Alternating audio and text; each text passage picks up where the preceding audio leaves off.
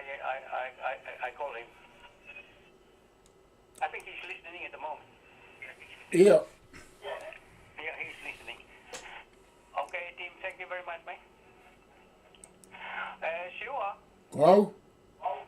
Osme foi tata e foi fasi. Teu kamata tu lebai. Sai apito, favor. Teu hanga pe o tentale lele pe kai ke fumau e ku teu que lulu tai. O ku ke se ko me na mau putu ko to ya uma yen. Tale o aliu. Io ko ha pe ha me a e lava pe o fai. Ke lulu tai to holo pe ai. Io lava po to holoi pa ke to fa hu ai pe ha o mea. Io sai. Io, sai pe.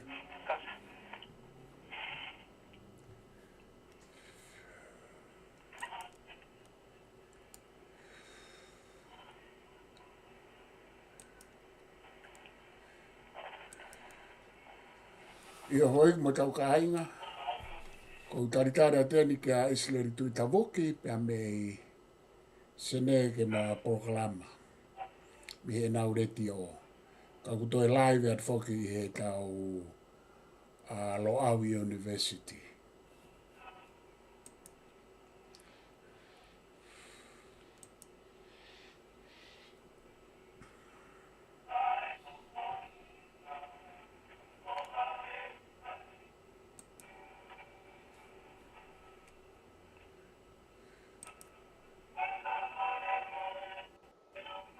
There are 3 locations that are actually going to boom. A lot of people think right now is not a good time.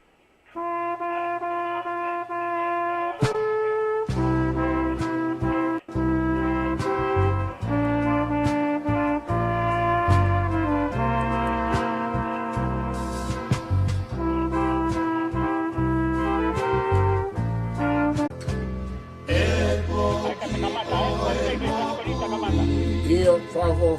Que fia. Favor.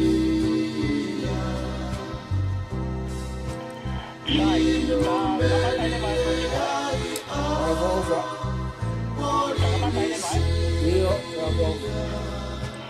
Aloe tau te lava ke whiafkoni pe o tangan tō tapukalama me sa no makafa 100.3 FM ke tapukalama ia ke whiafiko e ni. Wek whakawhi ki he tapukalama koni ki a Professor Tokita Sosiu Laftani me University ko e lo au pe me ken pela. Ki mo habate ma ki program koni wa whakatapuka ki ma mi whangpo pe ka mele pusak mo oi ki pe whakatapu ke tau whakau Steven te au pa hafa whakau. Ka pe foki ke kau tau whanau e wahe ngā ke mo tauni. Pa pe ka ripontonga pa mo mea ma ke ui out friende ka tapa ke i Australia. Tonga Nusila pepe foki ki Amerika. O e whiwhia mo i taitalere ki tau pokalama o e whiawhikoni. Ai hangi ka mea na ulawe ki ai o ko whakawhi ko Professor Tokita Sosiu Laftan e University Loha Upa me Ken Pela. Sosiu mare tau te lau ke hao. Maloi tau toi mau ki he ahoni mi e whiawhini pureiku mo e tau who ko e ni, malo. E tau ausia, ko e tau fuafua polkala mai ni ke tau wafe uafa.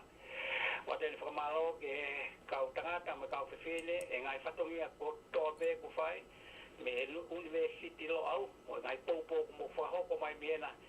Te kai ngata i muto e ope ato ko ngai whatongia, ke ngai u ngai tatalai whare, ngai fotu whakaukau, ki ono tanu maki o ea ngā tau whatongia.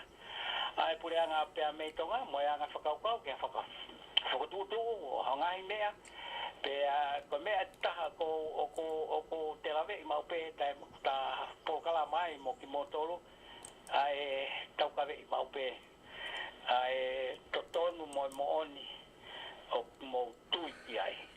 Pe ko tu ke tapoa ki ia ke tau polo kalama ko ni. E kai ke te whakaloroa Professor, ka te tā ki lawe i pē hange ko lau koe ko ta ilo mea ke he whiafkoni. Te ko ta fuafua pō kalama pē pau pe ke te he whoki. Ka toki tāri umai pē moa whakotu whakakaukau. Ia tanma ke hoi koupe ki pēta. Ko heke whai hano sioki whakarere ngai whakaukau ke omi mai pēa me University o au. Te whiafkoni te ma sa laftani. O kau ke tahe ngai topik pe fai kai fanki lave pe ngai tau sio ke social media pe ko ke fale ria toa ki he lulu tai. Pe ko fehu ia o fia ko ni ko ha ka ha o. Nga ai sio ai tau pol kalama ko ni pe me ya pau pe sa laftani ko ha ka ha o. O wakapuna ai wakapuna ko na prianga toka ai o le whakarot whanua te mei tonga hapai wawa upepe foke o ngoniwa te tuku atu katiko professor Malo apito pureku ya kore peke u whamalumalu atu i he talamalu e whanua lo tūpea moe ako ka atake hoko ate ta polokalama. Tau whiwhia ko tō pē, tau au sia e tau fō ko ni, kau whawhita i ke he taha mai, he ne au whamani ke i tau whai mai mata ki tau tōlu. Whamaloa purei ko he mau whainga maare e, pe moe whōtūtū a e prokalama maho inga koen ke ta hoko atu he ta uni. Pe a koe, ka weinga maho inga au pito e ni ia ai talanoa ki he kautaha lulu tai, o koe, Koe mea whika roak he ni koe tau tala noa ki he kautaha wakapuna. Koia. Pea ke ngata he tau tala noa ki he kautaha wakapuna. Ka koe toi kautaha ni o ku whai ai whelā fōa ki lahi pea moe tālanga lahi ai whonua. I he ngahi uhinga ke he kehe. Pea te whito ke whare area, pea na e au na e kau ia ai ka weinga koen ki he lulu tai, ki he kautahani, i hono tālanga i lahi i he whai koe e whiri wha lo tō i he tau kōsi. Koia. Pea koutoi koe mea kou whie kamata me ai e pureiku he koe ka weinga lahi au pito e nia pea whihi, pea o ku te kai ke lava o whakavete vete ngahi whihi ko ia, pea moe ngahi tālanga, moe ngahi whetū kua ki u whai me he ngahi tawha aki. Tau te whito eni, e tau tala noa peko e ni ki he whare area ai tālanga lai moe whetū kua ki o au ki whamau anga ai pure anga o e ahoni o huakawa mai riku, pea moe kau whawhawhonga e kakai koe ke nau kau ke pure anga pea moe hou eiki. Koia. Ai apa koe mea maho ingai pa kou whiwhia o hanga o mai ka winga ka koe ka kou whatsiusua hope hanga i tūriki ke ukamata tala noa me iai. Ai a kou whie tala noa ki whakakaukau o hono whokotu o ha kautaha wakapuna pe ko hono fuafua whokotu o kautaha wakapuna i tonga. Koia. O kui kai whako hato ki koe ko whakaukau who o keni ai whakaukau e whakotu u koe ni o whakahingoa koe ni o whakawawha koe lulu tai. Ka nai se tau kautaha whakapuna ki mua pia koe fuafua whai ai whakaukau ia koe ni koe maa i moa ai tamatu i aho ni a tupo uono. Koia. Aia nane hanga ia hene kei eiki pare mea he kamata mai o ua whetau ne hanga rewa o whokotu o kautaha i hene kei eiki pare mea, tama pare mea o ne whokotu o koe kautaha Royal Tonga. Koia. Pea koe kau e nea i he whakakaukau whakahono pōni mo e whakakaukau mahu inga au pito ke whonua ai foi whakakaukau koe ke ai ha kautaha whapuna ai ne kamata he Royal Tonga. Koia. Kamata koe Royal Tonga koe pā sese lahi mo paanga lahi na e mao he kautaha koe ni. Koia. Tau whakanou pepa tau tō mea la lahi. Kana e whai e longoa a lahi ai koe pehe e taki o teke whate mo kalatia aha koe asa mela a Krispohiva pia mo e patoa. O kui kai ke mau hatupu he o se tau e whiha. O se tau e ua tau e tolu ku nau tala noa tupu. Ke mau hapaanga koe nau tala noa ai. Pe nau hangarewa nau tolu e whawhepaki o teke i whare area mo e whonua mo muri ke tamate i ai Royal Tonga. Ko foi tae mahino lahi ni e pure i ko wha more pe kau tā noa mahino. Koia.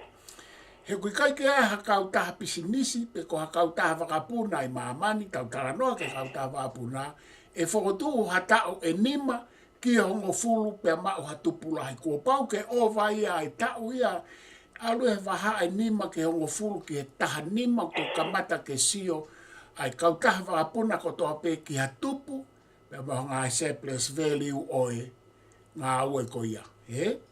Ka koe whai te vitoi whakaukau maho inga nei whai he tamatu i he ne kei Pirinisi. Koe, ene Pirinisi kalauni, koe whai whakaukau, he koe kakai wholau ki tau tolu koe paanga lahi whauri uria na e mau pe he royal tonga me iho tau kakai. A tau tolu pe kakai tonga. Aia na e whu matatao pe a whu poto au pite foi whakaukau, he koe kakai whakamore ki tau tolu he wholau, pe nai alu e tau paanga tau tolu ki he Air Pacific, pe mo Air Polynesia, ko Fisie, ma o e Fisie, ma o e Hamoa, mo Air New Zealand, pe mo Air Pacific, iyo Air Pacific a Fisie, aia koe fo ilangi mama o koe tamasi, na ne sio rewa, e lava i he lere loloa ke mau e paanga lahi. Au pito, penai ke kamata whakaloto whanua ia, na kamata ia, o alu whakataha pe ia pea moe. Ko whi rolo tō ngā koe e whawahapure anga. Fu maalunga au pito penai. Ne whakapito hono malawa ke whai, he pikai ke lava ia whai, o kamata whawahapure anga, o au mai ke tau tānoa ke he lulutai.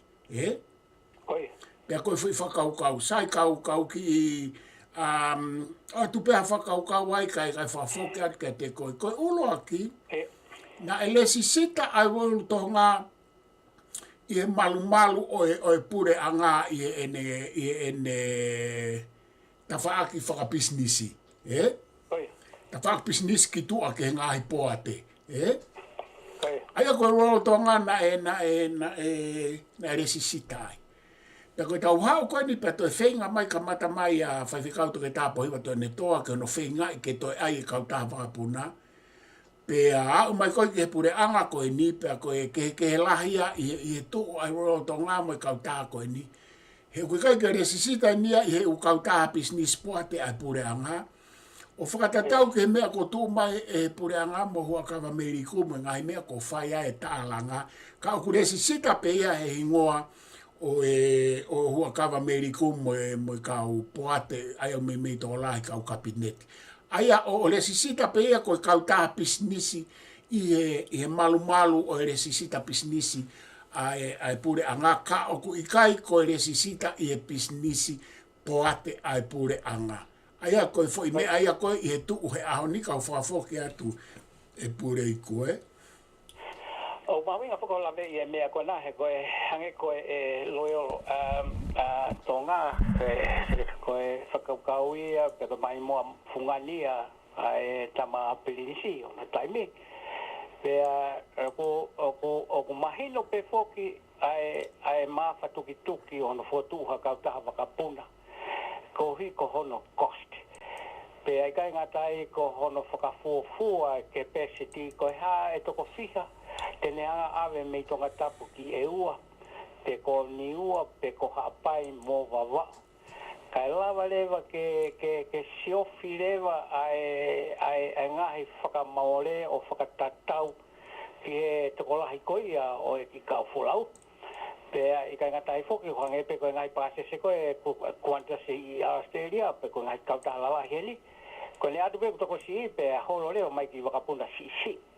Puna koe ki mere poane, atu pe ko lahi e kau tiki te, mai nau fuku wakapuna wa. Lahi mo nau ngahi ensinia, matatao ke whai no teke, pe kai ngatai o kuiai e nau sirini, nau sio loloa, hangi koe mea na ke lawe kai, koe kumau ke koe kuantas na lele ta o ngofu ke tahanima. O toki hu mai e ki tupu. Ka ato ngai fu o tu tau ia ki mua ke whai ngā horope ka kulele a bite sirini o ku pek mei mui ke tari whaki a anga o e ngāwe. Takoti ko tahai e whakaki po pale ma i he kamata i he anga koi e whai whanonga mai ka o e ngai tau koi a lele mai o e ngai waka puna loto whakawhonua. Te uke mōnia bito i e tawhaki koe e taha he kai ke lawa whaha kompetisi a ongo wakautaha ke ua i tonga he koe mā ke tio fusisi. Takoti lai e lau ke ai taha e pureanga koia, e pureanga na e tokosi. Ko whingai ke mai hakau taha e taha ke whiau. Ko inga ke lawa ke holo ke na ni mangea wano ngea e aluia ki wawa au e taim koia. Ko ma uia ki ai. Ka kono tata mere ko ne omi koe kau taha e taha oua. Ko ki marketi au si he taim koia.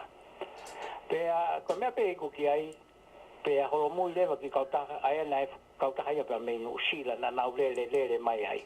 Ka ke koe tātā atu pe, ke ngai hau ko ia he kouhi, he ku koe mea mahui ngai au ke lawe, koe fu marketi a taimini koe marketi. Tāre kakaia ke hawa ka puna ke awe ki na tō ki wawa au ki haapai, ki whehe ngai u Christmasi. Pea kuluahi au pito hanu moe ha. Ka te tukot ka te koe pawes. Io, pureiku koe poini mahoi ngā nai aku ke toi hanga o tuku mai, Ho toi hanga o mono mo hulu mai ko ia, he koe tausio koe, kau toi foki mai pe koe tau kamata koe i he Royal Tonga, kamata mei muri pia koe marketi hange ta fok mai ki ho poini ko ia na lelei au pito pia lahi au pito marketi aia koe mea koe na tau hanga o whakatoka ngai lelei au pito ai marketi ia pia kai ke toe whaha ha toi ho haa ke pia nai kei puna pe mo Air New Zealand kei puna pe pia mo Air Pacific ne kei puna pe mo Air Polynesia pena e lava le rei pe e Royal Tonga ke nau whewha uhi le rei i he aho ko ia a neongo ko ngahe kau taha e ko nau o situu le rei pe a nau lele le rei pe a lahiange nau paanga kana na ia e upalo pare ma pe i he whekalanga aki ko i he Royal Tonga kai ke ko ta hao foki ke tala noa kon ke lulu tai ko ke lahi koe kamata whaka e loto whanua, Koia. Pea koe talu na kamata mai kau taha ia a te vita palo, Na lere mai kau taha ko ia, na lere mai pe u kau taha ka na e wheinga mau pe ai pure anga o au kamata hangeu to e hau ia pohiwa tu ene toa, ke ai ha kau taha ai pure anga, ke alu he business poate ai pure anga. Kai au foko lava i whakaukau ia o whakahoko ia e hua kawa mo e hua kawa riku pia mo hono pure anga i he ahoni. Pea ku tau sio rau tau tolu koe kakai koe i he whewholau aki tō ngā oku alu ia ke toko lahe angeia i he kuohiri. Ka koe tūko he ahoni koe kau taha waka o ku taha pe. Aia koe tau hao rewa, pea koe taha ko ia o kei whaia e whelau aki, o kui kai ke resi sita ia i he business poate ai pure anga, ka ku resi sita pe ia whakai business i tua. Aia koe poini mahu inga whokia he ku kei whai hono tālanga i ia, pe oku totonu, pe oku ikai totonu, pe oku whakalau, pe oku ikai whakalau. Koe tāri koe kai pure anga u whakalau. Ka kesa ta whoki mai, oku toko lahe ange ka kai he ahoni, oku nau whie mau ai whepuna aki ke ngāwe ake e wakapuna. Koe whehu i, e wheunga, oku wheunga nai e wakai taha, kau taha taha, pe e whie mau ha kau taha e ua. Hange ko ho tala noa, ka whie mau ha kau taha e ua, e kei toko lahi ka kai ke lava o nau hanga ngāwe ake, Ka koe ta whoki mai ke poini e taha o kau taha koe ahoni, he makatuunga me ai a e tausio ki he kahau o kautaha lulutai. Oi. Koe ulo aki o koe kai ke lelei e nau u wakapuna ai niu tau o smata pe koe koe tau whanongo tala noa koe tau iloini ki he tautou mau mau ai u wakapuna kon e lulu tai sai koe koha palo pare maia io koe palo pare maia he koe tau tō kamata kautaha wakapuna fo ou pe aku as mai koe ngahi wakapuna o koe kai koha ngahi wakapuna lelei. Oi. Ie ene tau mau. Tuku ke heange waka koe nei taha nau tolu nei mei whainga taha maki au pito sai. Koe tau sirewa ki ai oku lelei e ngāhi wakapuna. Koe tau tari koe ikai. Sai. Koe hae uhinga o tau ai kau taha wakapuna ai. Ka pau koe kai lelei e wakapuna ki he malu e moi mo ui ai kakai. Koe hae uhinga o tau o mai ai u waka mau. Pe koe u waka o koe kai fefeka, o koe kai māloi, o koe kai fo'ou lelei, ke utai o tau kakai. Koe hae o hinga o tau ai e whakakau ke tau ai kau taha wakapuna, ka tau ngāwe ake ngahi wakapuna ia, mahalo koe ke toi fie mau ia ke ngāwe ake he ngahi whonua. Aia koe whehui maho inga e ka te au, pe o hinga rewa ke he haa e tau ai wakapuna. Koe whehui koe taha. Koe ta sio whoki eni koe ta tala noa ki he kahau. Ki he kahau, ki he lolotonga, pe moi kahau o e lulutai. Ka e ti temen mo makatuunga tau ilo ki he kahau o e lulutai, i he tau ilo o ai ahoni. Koe ahoni eni koe poinene taha ko ai atu. Koe poine taha. Koe hau hinga o ku ikai ke resi sitai ai lulutai i he ngahi kau taha pisnisi. Poate ai pure anga. Koe foi mea koe au tapu ia whonua te mokalati pia mo ngahi whonua lahi pe. He ukulaure vai a koe business pe ia ai pare mia pia mo e kau minista. O kaike o pehata e pe ku COVID pe ku sai. Ko pehata pe akuia o ku ikai ngofua. O ku tapu whakalao. Apa koe hae o hinga o whakangofua ai, ko osi o mai pe e hua kawa me riko e pare mea tapu moia ka tau kānoa mahina. Osi o mai pe nau kāri o ko osi whakalao ia, e pa hono whehu ia tu koe i whai koe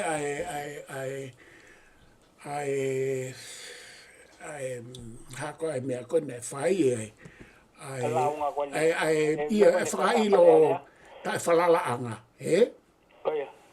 Nā ne tāri mai he pare mia, kaike ne tāri mai e ia, pe koe hae uhinga o kai ke resi sitai i he poate pisnisi a ngā he pure anga. Aia koe mea whakalao ia, whakangā ue ai pure anga.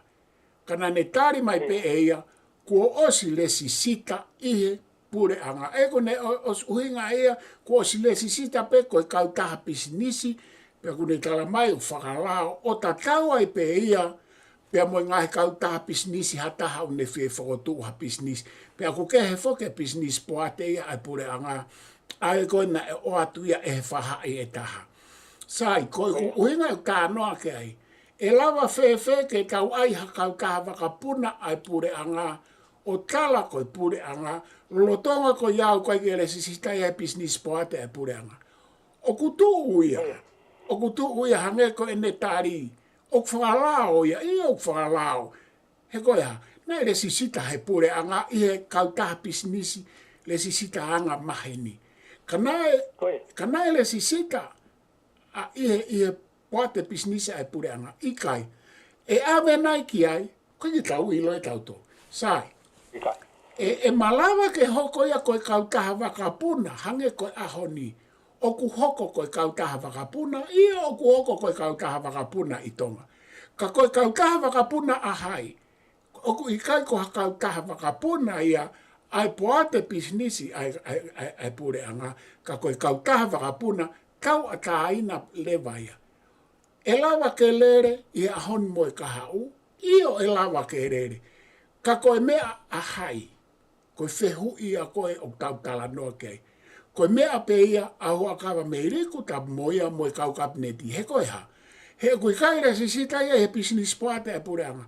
Aia koe kahau e lulutai e malawa ke mo ia.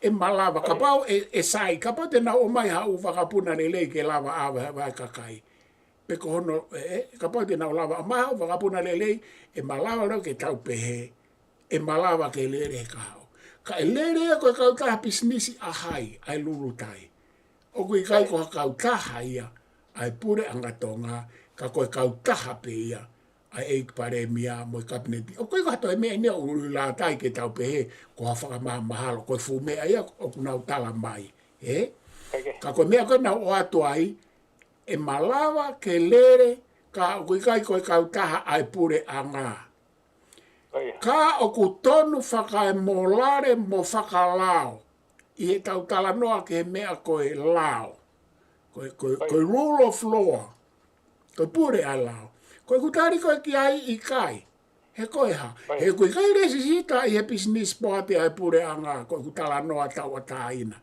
ko mea ke ne kovi mo ni sai ko mea nau tau o ko e nau tui ka koe ngo poini mahu inga ia e ua o ko fie hanga o atu e pure iku pa te iai pe mga i poini ka toki hau ke whakau he tau tānoa ko ni he lorotongani ki he kahau sai ko mea e taha ko fie tānaka ko paanga ko mau he lulutai he ahoni o ku ikai ke hui lo au ki ai ka ko ku fehu i o ku tānaki pe he kautaha lulutai pisnisi i toa me he pure anga pe o ku lau ko paanga ai pure anga he ko paanga na e whakotu ua ke kautaha ko ni ko paanga ai pure anga o ku pehe ko paanga ai pure anga Australia na e whauatu ia nau tolu o wha hoko aka no ka koe whehui o ku alo e paanga ki whe he o ku tala mai o ku ikai ko ha kautaha ai lulu tai ai poate pisnisi ai ngā ai pure anga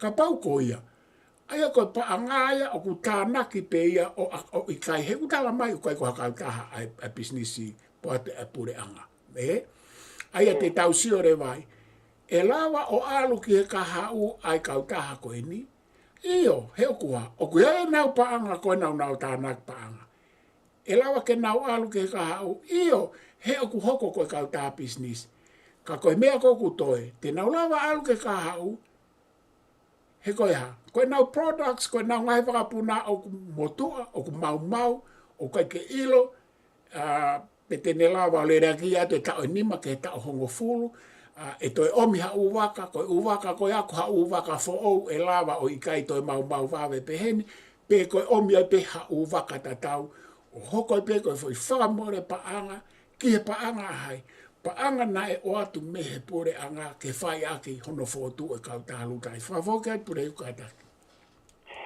Maria pita e whakatutu mai hono tuku mai ta popo tala noa pe koe ko mau ki ai i he anga pe si o me tua. Hange kau koe time koe na kai ke te whakalere ai hange na i polpare mai whakalere mai kautaha tonga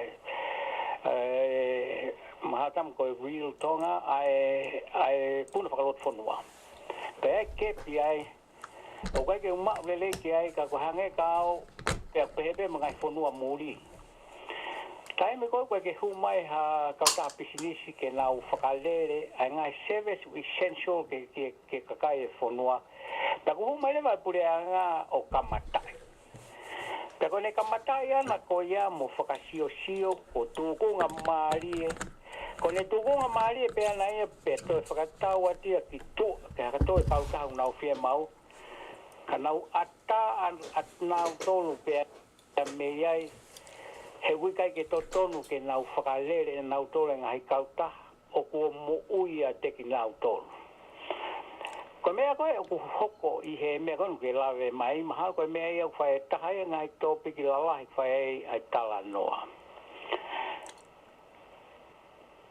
Koe ka paulega koe whakalere o i he whonga o ngahi poate koe na whakalao i ngahi mui ke ngahi whonga o ngahi poate koe na i tonga. Whanim pēa me he pure anga. Pēa toton ke nau mui rewa. Ke he lao mo tutu ni whakapoate pēa me i tonga. Whakapaulega koe ko hange koe o kukonga whakalele pei he kau tangata. Ai poa te ka funded aki ai silini ai pureanga. Koe mea ia koe o whai ai koe ai longoa a i he whare a rea. Ka pao ku toko lahi lewa kau minista ia i he kau taha koe ni o lulu tai. Tatoton ke awi ai a koe taha pea konga o hapotu ngā ue ai pureanga. He kono uhinga u whakamawahe ai whakapoate ngai u services e nihi. Ko hono inga ke teke ai pureanga me ai kai lere whakabusiness. Waweange ai tū ni. Kai ke te kau noa ia mai e kau politician ki ai. Pea ngā horoange a hono whakalere ko inga toa te hu atu ngai hu i atu ngai u mea. O ne hanga ta ofi ke waweange ai tū ni. Mo toi whakapotopota ngai whakakau he ko hiu koe ko politician ki nā tōku. Pea koe lolotonga e ne pehe koe o hankoe mea koe lawe ki ai. Te tau rongoa ape e kau tahani. Koe te ilopu kai haha no loa. He ko hono hinga koe konga e silina e pureanga. Ko tō mai o whakalele kau taha rulutai. Ka aku whakalele a he kaka. Io kai ki lau accountable na tō. Ki he lao tō tono no whakalele whakapoate a pureanga e professor. Io koe poini maui ngana o ke te hanga o mai, Pea o koe ngahi me ai kou sio ai ke poini koe ni na ke toi tānaki mai kou whielawe atu ki ai, Koe anga whakaitu e lao o kumalawa ke nauhanga o whakaitu o ngā ue ki ai ia tau e tolu, Ki no whai ngāhi experimenti, ngāhi whakanganga, moeha. Paku o si owa whokea he tau e tolu, ka oku i kai uhinga ia i e tua e lao ke re sisita i tua me he business poate ai ngāhi pureanga. Sai. Ka koe mea koe ni nai whai. Pea oku malawa hange ko tala noa ka foi experimenti ko inga kai tukuange atu ki haka kai ke nau. Aia koe tāri whoka e pare miau pe he oku kai pe nau to ton whalao e kabineti ke nau hanga puke kai orewa ku mau. Pea ko mea rewa whai ai e tālanga ko o sene tau e tolu. Pea ku whakaofo rewa a hono resi sita ana i tua o whakalere re mai a tau a tāina mei he pure anga o ku whakaofo fo i mea koe ape o ku toi whaikehe he taimi tatau koe ha mea o kai ke whai ai fo i experimenti pea ave ke bisnisi ai poate ai pure anga Aia o ku iai rewa ngahi me ai he kokuhinga e ku tala noa he kai lawa ia whai asteriani ha mea pehe ave kātona tō ki tua, ke tū mai hapare mea ma minista, he oku tapu ke nau o mai o whoko tū pisinisi i loto i e nau mau ai ngā ilakanga koe fo i mea lahi, au pito i he conflict of interest, Pe koe tau kala noa eni kai ke, koe tū koe e lulu tai, kuna o sanga whoko tū e nau fo administration, Pe oku tare kita, pe oku CEO, pe oku hai, tama koe ko pastei koe nai turi ki tua me pare me minista. Koe ngā koe ne kākā, ne ongo oku tau kawe i whoke he lao ia mohono tau kawe i, na koe civil case o kai koha criminal case, Ka koe mea whoke koe ia e purei koe Australia ni, Oku criminal case pe ho bribery, ta tau pe koe ha ho bribery, Ko tonga whoke o whahinga o koe bribery o ku civil case, pe koe bribery o ku criminal, Ai nia, nai whihia e kau tamasai. Koe tama koe no ku taki, nai minister, na e tuku ki tu ai whamau anga ko e ne kākā he whiri, Tuku ke heange ai civil ia pe moe ai criminal. ko tano ato ako ko tamana ka he firi pe mau he lao pe fa mau pe halaia pe to me fare area pe to me minista sai tu ke hanga po ka hala ko tano ato fa molare fa mahino ko tamaina to ton ke ue pure ya ka uta ha ko ini kapau ko tano kapau ko ka uta ha pure anga ka ku toton ke pure kapau o ku ikai ko ka taha e pure anga io he ko ka taha e tua ko uhinga ya o ko sio o ku hawai ke pure tama ko ni he ku resisita ka taha lulu kai i tua sai ko uhinga ka noa na e foto tu ke pehe pe ko ha fehala ki pe o pehe pe na as foto tu intentional tau mu a pe ke pehe kai ke tau ilo kai ko me pe tau ilo i o ku le sisita i lulu taia o kai ko ka taha e pure anga pe o ku pure e tama na i minista na e turi ko ni ka kai ke tau to lava tau to e aharea ke kofu ia ke na ka na uhinga na tau te ia o to me fa fa area pe to me minista aria pure ka ko ka taha ai pure anga i kai he ku kai ke resisita ko ka taha ai pure anga he o kai ngo fua he lao ke resisita e ha pure anga ha ne kautaha pisimisi i tu a me he business poate he ko uhinga me ai he tamatu i e tau whahau ai e business poate ko ena ne ha kamata whakau ko ia tau whahau tu pouwha ko ene uhinga ke lawa kau mai ke ai kakai me i tu a ke rao me pa ai kau poate pe ko taha ke mawai se niti o alu whakai pisinisi ka o ku ikai ke mau kakato he pure anga. Ko me ko ngai kau taha pe niu me 50 ai shareholder pure anga ai pe mau e toi ngā e kakai. Ai a koi whakakau le leia ne whai ake mea koi ni. Pa koi uhinga e tau tānoa, koi uhinga e ku tānoa, koi whenga pe akuia ke wahe atu e ku sio ke kau taha koi ni pe e hu ki whe. Pe oku lawa ke pure ai a pua stay. Tapu moia. Io, he koi ha. Oku i kai koa kau taha pure anga, ka koi kau taha i tu. Pe oku a tāpeia. Ka koe kau taha moe paanga a hai oku hao e tangata koe nio ne whakalere. Koe paanga ai pure anga moe kakai moe tex a tau tolu me heni. He koe tau sirine at mea seriane o fotu ake kau taha koe na. Sai koe umea koe maho inga rewaia. Koe tau sio rewa ki he ka hau o ha kau taha peheni. E tu, malawa ke tu. Ka oku te eki ke mahino ai anga ene tu o whakatatau ki e business poate mo e tu e mawhai o e kabineti mo anga e tu. Pa koe uhinga e taha o whai ai ngai tālanga. Pe oku whakawao pe hapare mia mo ene kabineti talo e whairiu e wafe hongo furu ki e ikai ke lava whakapala nisi aki nau tolu hange koe ngai mea koe ni. Koe na nai ave tu o ua ke whakamao a ngahe kau whafofo ngā oku ikai mālohia. Koe ngā whaka separation of powers. Oku ai whepaki ia ai tua ngai mawhailalai o executive judiciary pia moe parliament sai. Ka paurewa o kai ke whakapalanisia me he whamau a ngā ai kaimi o whakaawao ai kabineti pe koe whare area. Ke tau toi sio ki ai, ke tau toi sio ki ai. Koe tu ipe te me toi lava whapala nisi i he kulave aku.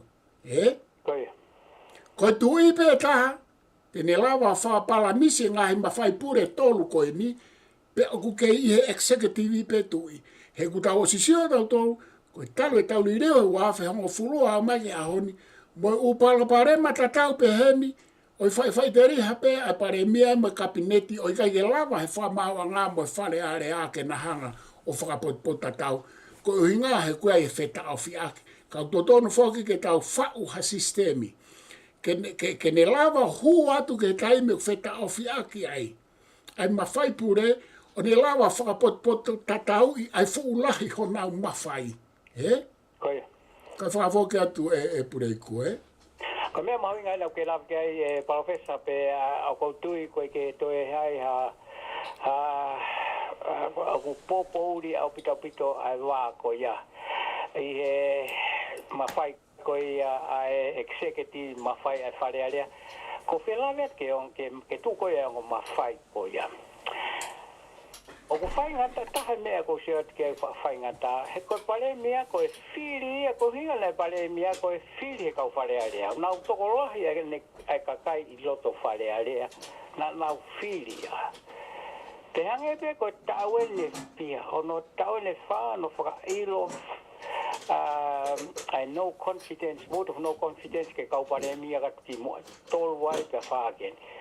O kai pe ke lava o veteki ai o nau foi bolungia ko he toko lahi mau pe mawhaia kono ngahi ni mai ko nau tolue kono he lai pare mia ko toko lahi ele kau pou I loto whare area pa ko mea koe ke ai koe ke hiki ni maha mea pe he ko tano alo ia te inganga tai mau inga pito he tau ko shot ke mea ke lave ke he ko Australia koe pāsia kupui lao e wharearea, e pureanga whatata Australia. Heka ke tae koe pāsi pe hoko e kupui lao. Toi aluia ke senato. Ako ne huana koe senato, ko e taimi maari e ia. Vai au pe pureanga e nihi o se tau e toluia te ke taringa e whokotu ia nihi me senato. Te koe ke hoko ia koe lao. Ka umari e ho ai ke ngai ke singai ke whakapoto there is something missing in between e ngai umawhai la lahi koe ni. O la vai e mawhai e taha pole whakaawao o hangi koe mea koe nau ke lawe mai palwes. Io he koe me au pe he e pureiko, he? O koe mea koe pure whakaawao ai wharearea, he? Koe. I tala noa I democracy I maman ko parliamentary sovereignty eh Koe. pe koe tiki teita ai parlamenti to alu hake me sovereignty ki tiki dictatorship eh aya pe koe rewa ai me a koe whakaawao ai kabineti eh Koe. pe koe whakamau a ngā rewa koe whoi kupu mahu inga maari e taha ia koe. He koe kai ki aha tai mea whakaawao ai whakamau a ngā. Koe kuhinga koe ki ai. Koe whakamau a ngā unofo mau pe ia he lao. He? Koe. Koe pe sete hiva noa pe hiva nima whakamau a ngā. O kunau to'o mai pena tole fo I lao ke vete ake. Pe ka pau rewa he kai ke mau ha fo I lao. Te nausio rewa ki he common law, nausio ke lao a Britania, pe koe whakasio ha foi ke isi ke whetongia. Ta koe kuhinga u tānoa pe he sai. Koe mea kou whakaao ao koe whare are a moi kabineti. Pe tuku ke heange ngai puranga whakatui, na e whakaao ao e tui. Na absolute. Sai. Tau hau ke tau tuko a tonga. Ko tuka tonga, ko ase ngahi keisi, hange koe whiri whahalo to, aina na tālanga I. Pea tuku a ki rewa he whaha e taha, na e whaka ao ai wharea, ai sea mo, pare mia mo, tawha ake anau tolu. I wharea rea. Ko ka anō ke wharea rea. Pea koe pureanga pe koe nika koe ngahi pureanga ki mua, o sea ngahi keisi ane whakaao e wharea rea, kai ke lava he kabineti, kai ke lava he whakamau anga ke nauhanga whakapotpot tatau. Pa ai lewa ngahi ke isi whakaawao ai kabineti. Ko kala no ai ni he o se wafe hongo fulu. Whakaawao ai kabineti. Kai ke lava he wharearea mo whakamau anga whakapotpot tatau.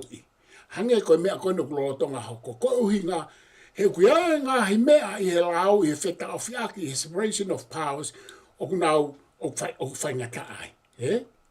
Koe. Sai koe kuhinga. Te tau tuku pehei, he kono moni o peheni.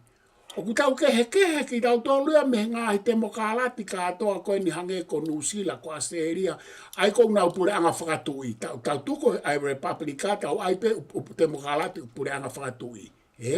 Koe. Ko e tau kehe ki ai e poini koe na ke hanga o mai. O ku ikai ia hatau apa house mo hatau lower house. O kai ia hatau whare ki o lunga ma hatau whare ki lalo ke ha.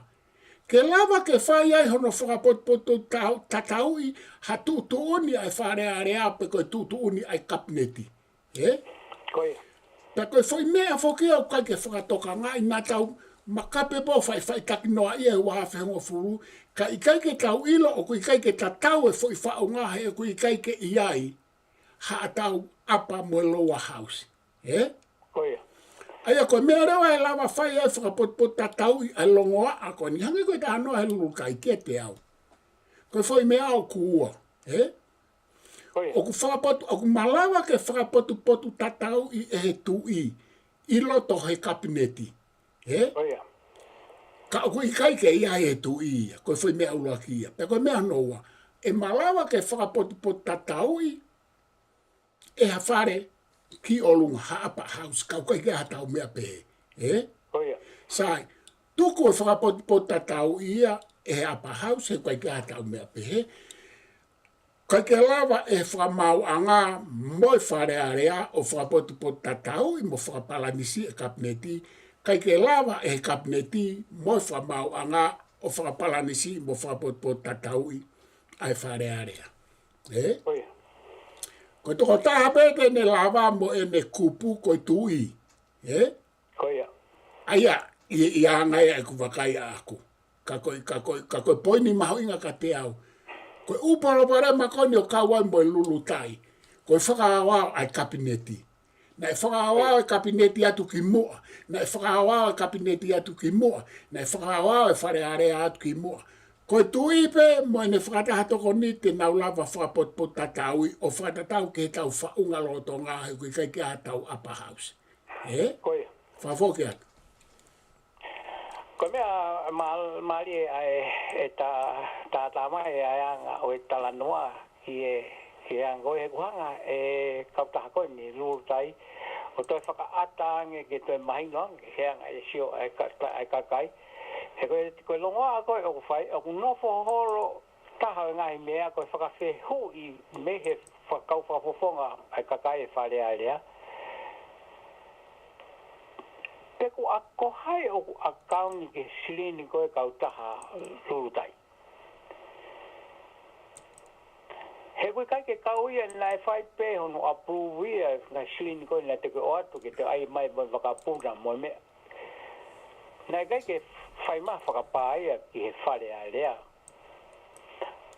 Penai ase patset koe nai present mai ki he whare a lea. Te whai ai whe tū kua ki ko ia he ongo ma whai la lahi koe ni. Koe whare a rea, he ongo executive, kabineti. Te koe ke hata wapa hau, so hangi koe mea koe, ta o silo e tau nofu i Australia, ke whakapalanise ngai u ma whai koe ni na whe tō mo kaki, te mo ho vale peko ai e foi ta whaki mawhaia koe e ne whahenga pūre whakaawao ana. Pakai ke toi lava ke whai hano palani si he.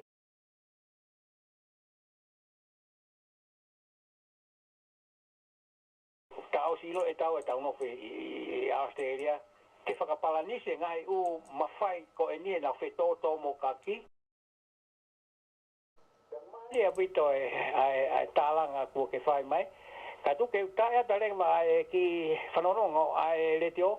Ka tatoki hoko atu professor. Whawo.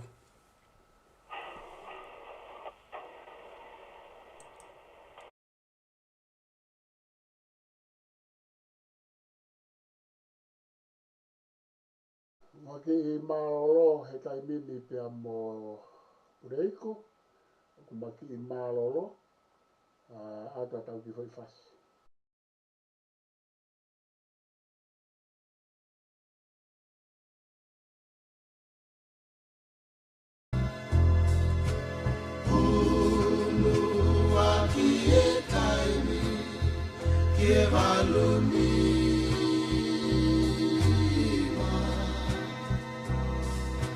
Tongi, tu pea, e fai.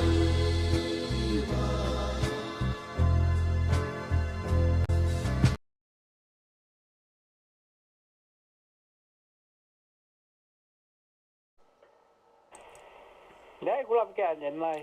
Ka pau ko whakakau ke no fo pe ia e kau minista ko e lu ai kabineti ke na o whaia ano whaia whakakau ko ia. Ko e kwhehu i. Ko haka mea ko te ai ke poa te patukua ke whakalele whakapotu ngā aue. To oa e mawhai, to oa no whakangari ke ai poa te. Ka ai e mea koe o ku asi to tonu mai ki tua. Panau tau ti peiti ai. Ka koe whai whakatu whakaware ia. I he tu koe taimini. Rotonga o ku hau ai sirini pea mei he kakai o e whanua. A koe ai kakai pea mei he. A koe ke nau whea accountable no ki ai. Nau whai te rie pena dou tau mai sirini mei he. Pa toki report pe ia ki mui, toki tala pe ki mui ki whare area. Koe whare area, nau mawhai taha ki hono tuuni o kau ke sirini ai whanua. Pea ko kamatan ke fusi mai whare area, kau whafonga e kakai, tau te whafonga e kakai. Ngai wā ko ia, ngai ukupu i lao ko ia ke fusi ke au. He unau tui koe toto nuia. Tau tau whakawhetai. E koe koe ai ke tau whe fusi i e ha. Ka ko hake pe i siu. Na au whiof ke whakapala nisi koe na talawe ki ai. Ta neo a ene hange hawiri ngia pe hamea halai a kau. Ayanga o e whai katongia koe ngā ene tae mahi no. And that's the problem there. E tau ti peiti pēne whare area, pa mai ruru tai, pēr me kau minista koe nā, ta ko whai whaka mai whiri whare area. Ko tu kati koe parapesa. Ia koe poe ni kana ko whelanga te poe ni kana ke o mai e. Ka pau rewa o ku mea pe ai ki hataha o ni ngāhi potu ngā ue. Oi. Aia, ko mea ene o ku maari e kia te au koe. O ku sea ai pare mia, pea mo kau minista ana ku nau kau ki ai. Aia, ka pau rewa tau pehe ku liliu ke whakahu ai lulu tai koe taha o ene ngāhi potu ngā ue. Koe ngahi mea rewa ni o ku hoko, e lawa rewa ke tau sio pe e whepaki ai anga ai fo i liliu ko ia mo e tuu koe ai anga o ngahi potu ngā ue ai pure anga. Mantui whake o ku angai pisi nisi e fo i kau taha lulu tai ia, koe uhinga ia koe me ai e mea koe poate pisi nisi ke lava o fit ini ki ai. Lava o hu ki ai pea iai e ne konga ki he pisnisi, iai e ne konga ki he kakai, pea e ne konga ki he pure anga, pea hui kai rewa ke o atu ai pare mia mo kau minista o me mipa ai ko i ngā he whepakia mo na tula o poate, o ngā pisnis poate. Ka o ka paurewa e pe he hange koe anga pe a ho fotu whakau ke ai koe kaha o ngā he potu ngā ue.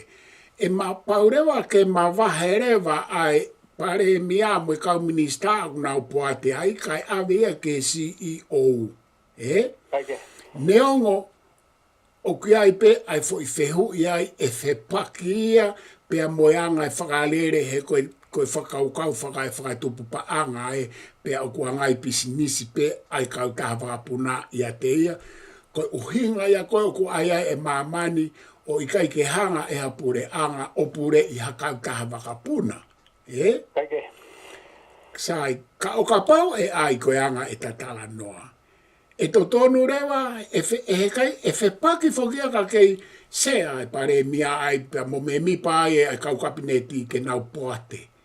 Ko pau rewa ke nau mawahe ki tua. Pe e whakawhoki rewa ki he CEO e potu ngā ue ko ia pe mawahe rewa poa stei ki tua mo ene kau ngā ue ko ena.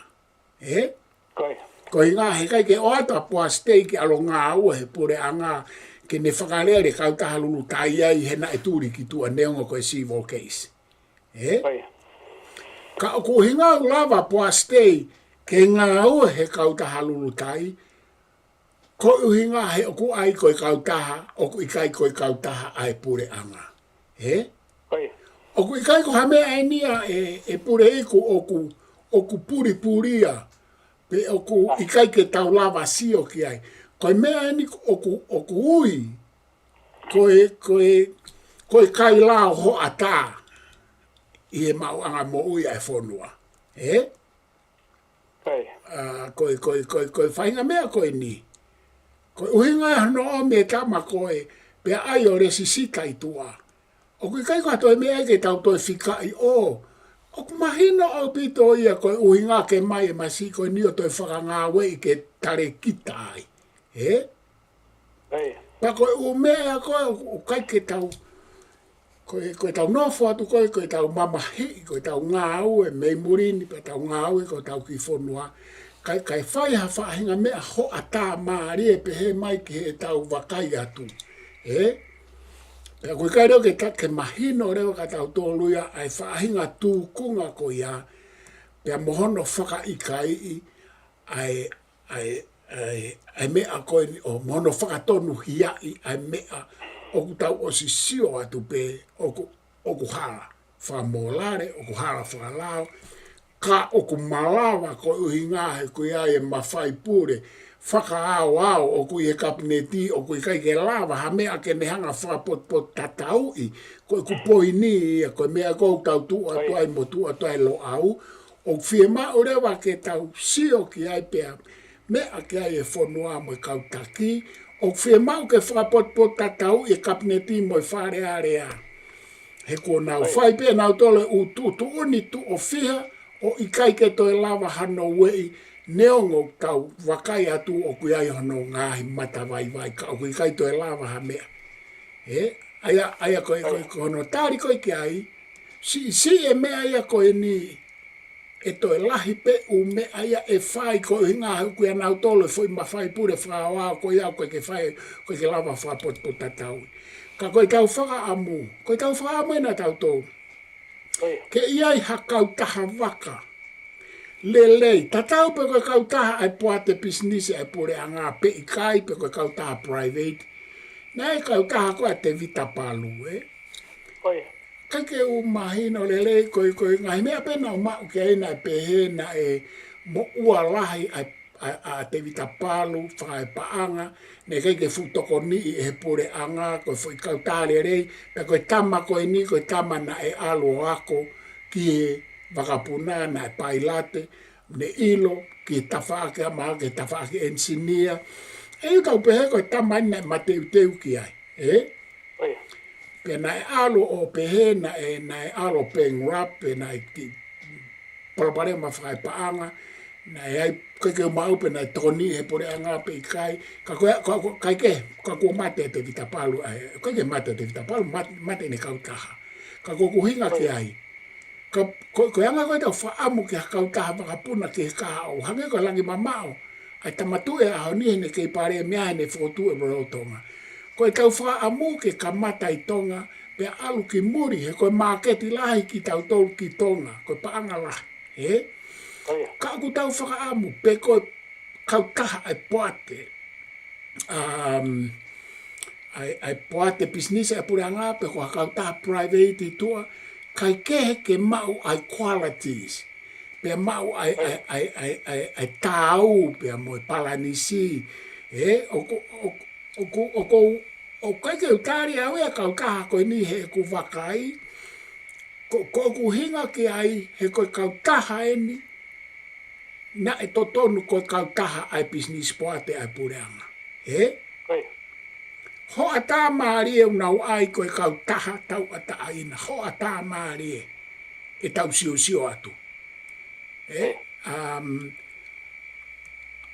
Ka hoko te kau taha ko ni ka hau koe ka mea ke ukaua. Ko mea peo o ko whierea tau ai koe tangata sitseni. Koe tangata u kau ngā ue atu ki tonga he umea ta whaakeke. Koe kau taha koe ni, koe kau taha na e totonu ke ai koe business poate a pure anga. Ki e kau taha. Ka koe hae o hinga o ku tuku ai kau taha koe ni tua. O whakalere e hano kaunga au e makehe. O ku ikai kia hanau whekau aki ki he pure anga hanga tonu mo mahino whakalao ke tau siwa to ilo. Koe hae uhinga. Ka ku tau whakaamu ko whakaamu ia ke aha kau taha lelei ma atonga. Ia kau taha ka pau ku lava o ua. Pe koe lava o taha kai lelei.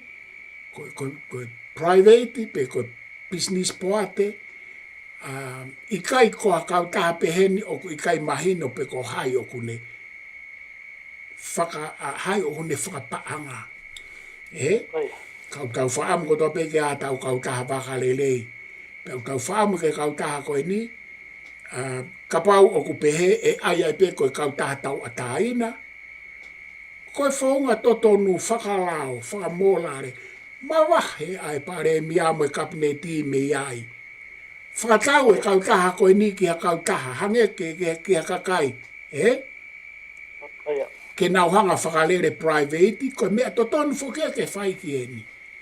Kau kapau koe tesi experimenti pene e pure anga pa ku sai ka koe tau tari e ni pa koe tesi koe ni koe whehono ngata anga ko whe tai me whakafoke e kau taha ki he poate business e pure anga pe ko hono whakatau e pure anga e kau taha ki hataha pe nau mawahe mai ki tua he kui kai ngo fua whakarao ke nau ke nofo ai o nau hoko koe poate o business private. A eni mau lolo tonga whai he taimini o ku ikai ngof kai ke umao au ia ke ha atenseni are ko ha ni sio ki ai kai ke umao au ke whai ko hanga ka te au te kai ke ave hanga tonu fo ke isia ko ni ke whamau anga. Ko mea kou anai ave ke whamau anga ko hiki wahenga o whakafoke he tao e tolu nai ave mateni pe mo ave kone he kau whafofonga ko me aia i he whiri ta e whalala anga. Ka aku te kai ke umao au ia ko ave ki e whamau anga ai fo i keisi pe o e lulu tai. Malawa pe ke uhala whafoke e pure koe. Iyo, koe aka pe foke ai tālanga mo he fotu whakaukau he koe ngai ume ai mahau pe foke tau ino fumatu pe me muri. Umea koe ni whelawe i moe anga koe structure fo o koe anga ka whakalele lulu tai kane koe whai a Australia ai pena ke lawi ka ane lai. Koe te ilopo koe pe ai fotutu. E koe waki mea pe koe huke i pe pa ko hai kau poate. E ua ki ai koe hae lao whakalele poate koe ia pa ko no tolu pe. O sirini pa ko hai wa accountable ke sirini koe ai pure anga whahu ki ai. Pa ko hai fu issue mat o ki whainga taha notari. E whainga sisi tinga koe la. E a ko tui pe au koe a tau sioange ke anga hau. E a toi whakakaukau. Hai na whakaukau ke whakotu mai. A mea koe ke tukuange ke a kauta hai tua ke nau whakalere. Tu mai a koe ki kau minista, ai nau ngai portfolio, ai ngai patungia ke nau whai. E tuku e ke whakalere pēr nau pou i hai pou e pureanga e lawa toko ni e kauta fo koe whakatau ai ke nau whakalere. Ko hi koe atu pe ki ha kauta. Ange pe ano teke pe ke toke one koe tahi. Ka koe atu ko inga ke mo ui. Pea whai lewa hano tanu mati whakale whakawai ange koe tō ngou e kau matua. Ka e tuku whake lewa ma e whoka lelei ai. Ka lelei lewa ke whonua kai o whonua. Kage te aha mea ke tānaki mai e professor? Ia koe mea kou whetanaki atu, Koe whakakau ke hono whakatau, ka pau e whakatau e kau taha lulu tai, oksai, Koe. Ka koe parapare maa eni e pure iku. O kui kai koha whahinga kau taha ia ke whakatau i maa mani ke hataha, Koe. Koe kuhinga. O kui kai ke lerei e nau products, koe whangafuwaka o kumotua pea mau pea o kutoutou mau. Koe whehu i ko haia hataha tene whi whakatau hakau taha peheni. Mahalo na alawa peo whakatau pe ki hataha o nau tolu konu nau whakarere. he ko kuhinga. Ko mea whokia, na te kai ke ai, ke tau hanga, ke tau mao e mahino ko ini. Tau ai hawhainga ngā aue, pe ai ke mao ai lerei taha. Oe pe tau, koe ku whātātā, na e whakatū he tama pirinisi, tama tu e ahoni ai kautaha roe o tonga. Neonga na e whai e tālanga moe ha. Kana e koe nau products na e lerei taha. Na e whakatū e tamatu e tupo wono e ne kei pirinisi kalauni, ai kautaha roe o tonga pa ko whiwhama mawhae poini ko ia. Neonga na ia ngā i paraparema koe tae loto, moe ha, moe whie mau ke whai mo ase hatupu, moe ha, ka koe products, na e mauai e reitaha. He koe whakapuna koe nei ngā oea ke roto ngā koe whakapuna le rei whakapaha pureanga. O koe ke o whiawhi kei ki kau ai mea koe ni whaloto whanua koe ni ki kualati, te mo paanga lahi na e whai aki hono whotu. Aia koe kupoi ni. Nai toi whakatū he tama pirinisi kalahau ni koe tupou nima ko ne hala. Ai kautaha ton phone. Te mo kautaha uhila. Ka koe kupoi ni. Na e whakatū ia aki ai le rei taha. Pea na e lava rewe. Neonga na e whai mo e whelawaki mo longa ai. Ka koe kupoi ko kalanoa au ki hono whakatū ha kautaha. Whakapaha pure anga whaka e whanua ki he rei taha. Pea koe ha. Na e whie whakatau, ai ton phone pia moe kautaha uhila. Pea o si ange, ko teke pe moe ai pare mia, ai tak whakatemukalat ko sa mula dispohiwa, ko whakapapa kei ka tautaha noa mahino. Ko ne teke pe ko ne kai ke loto ke whakarere pisnisi ai tamatui, ai tama pirinisi kalauni. Ka, ko whee ai moe u kautaha uhila mai ki muini o kusai. Koe tāri koe ki ai, o kusai na e sai ange ko alati, pea le rei ange protaki, pea le rei e mea kotoa. I he kautaha ton foni pea moe. Pea moe uhila. Koe ku poi ni, na e whakotū ai ongo business la lahi ai whanua, e ongo pilinisi koe ni. Ka na e whakotū o au ke re volo, le rei taha whamaha pure anga. Pea koe taimi koe ne whee mau ai ke whakatau, ku piti mai kautaha e whiha e nau whee mau he kusai e kualati. Ka koe tau ka hanua ke whahinga whakotu kautaha waka peheni. Ko hai e piti atu ki ai ke whakatau, oku i kai sai hamea. I kai te aha paanga, he koe paanga o makatuu ngai a me patsete e pure anga. Kai whakalere i tua. Ua. Kai ke hafoi wakapuna e taha sai. Pe kumi pe hafoi, ai pe hafoi wakapuna e taha kai tuko wakapuna e whaa, pe nima, pe tolu, kai ai e taha ke sai. Whakatau ene wakapuna e tolu, sekeni heni, mahal koe fourth heni, hano whainga ui e wakapuna koe ni mau katoa.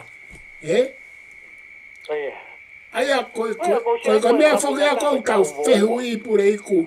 Koe ha mea kau whai ai whahinga ngā ue, tae mahino ngā ue, koe kai ke quality sai, ke tau ai ma e whonua. Koe ha koe tau whakaifo, pe koe tau whakaanganga pe, o koe kai ke tau whakaanganga mo tau whakaifo, i he tau whau ha mea ma e whonua. O tau whau e reita, whakawhokea pure iku. O ko te koe tāna maunga ko whai e whiaki koe ni. Kau mai a Paraupesa ka sosiua rewhtani pia mehe. A te utaa te whi whasi koe ni, tā whoki mai wai ki mea pe ko wai tui whishu seni via te au. Tā lawe ai te maha koe lawa pe ia ta tātano ai pia mai o se taimi ke whiaki ni. Olo pe taimi, whai an pe o taimi. Ka tuke utaa te whi whasi koe ni, ka tauto ki hokoa.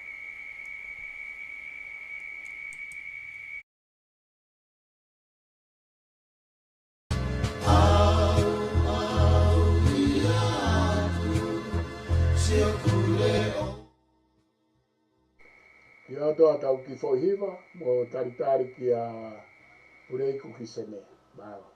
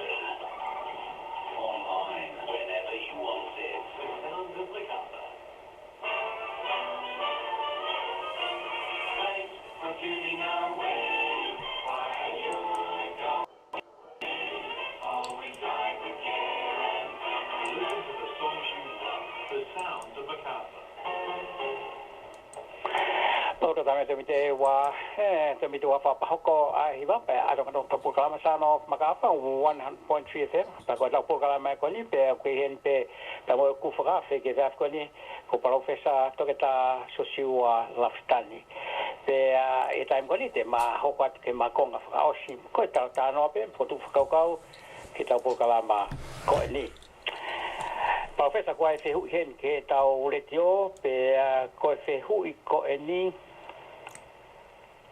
so siu hage ke fe hu ko ni ai o ko mai no ka ko fa fe hu I ni ke ko ha ko me o ku hoko I hono mau I ngai u fa moi ngai puha fa moi o ku mau e wa fu ko I tonga pe ai ngai puha ku more ya ngai ko lau ai tangata ko ni pe ko le fra mu pe ko ha ta lau ke ai ta pol kalama profes malo pito e pure ko pa ko fa malo at ke to ta ko ni o ku fehu I mai neongo ko e tafaki ai kaunga ue I wafu ka tuku pe ke fai peha tatari ko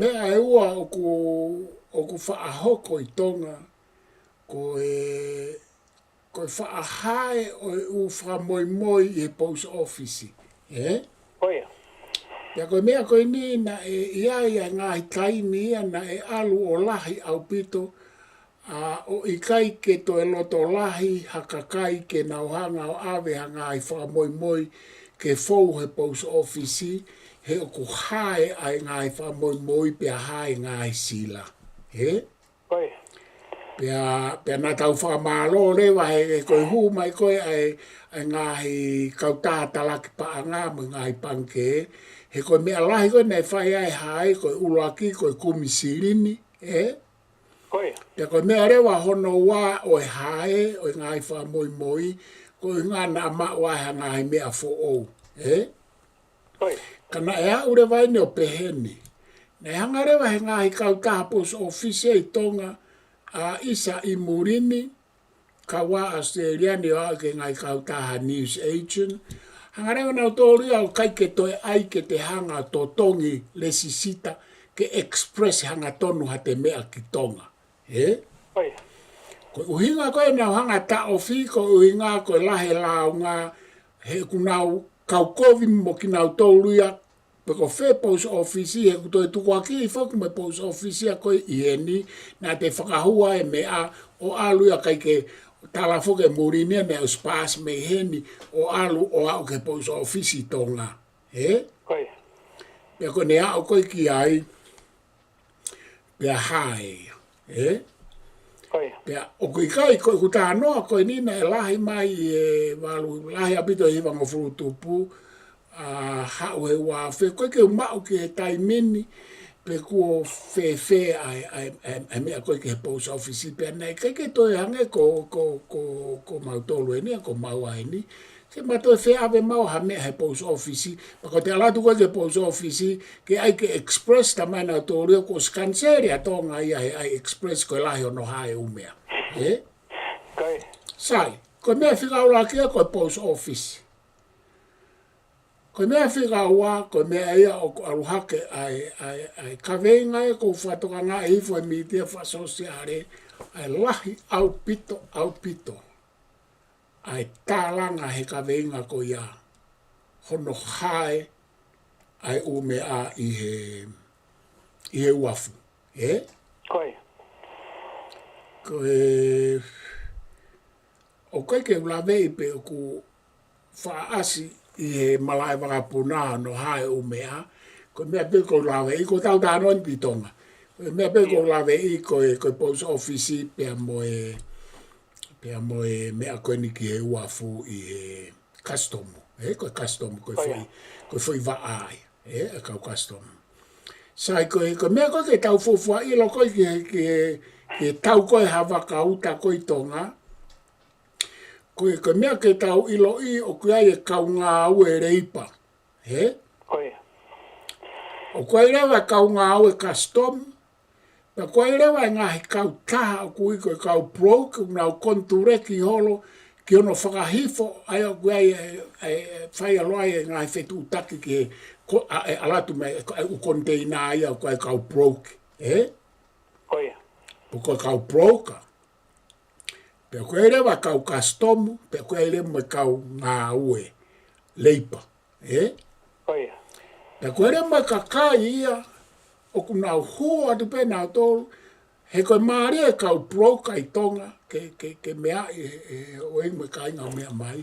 He koe nau ngahi to tonu a nau tolu ia ki he u whamoi moi moi u konteina. He koe ngā ko nau tolu ku nau whai holo e uarea. He? Kaike. O kai whoko ha whatongia ia e kastomau, ke nau area ai konteina. He? Koe. Sai.